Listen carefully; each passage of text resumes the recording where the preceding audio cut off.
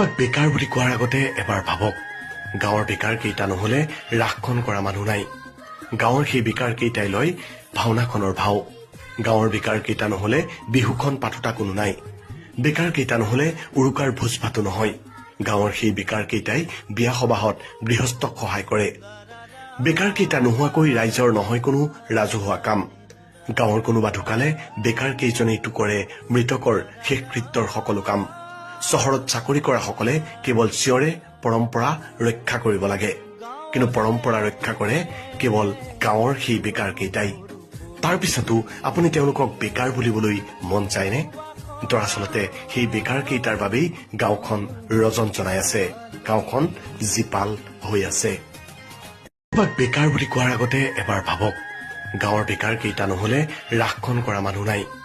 গাঁৱৰ সেই বেকাৰ কেইটাই লয় ভাওনাখনৰ ভাও। গাঁৱৰ বেকাৰ কেইটা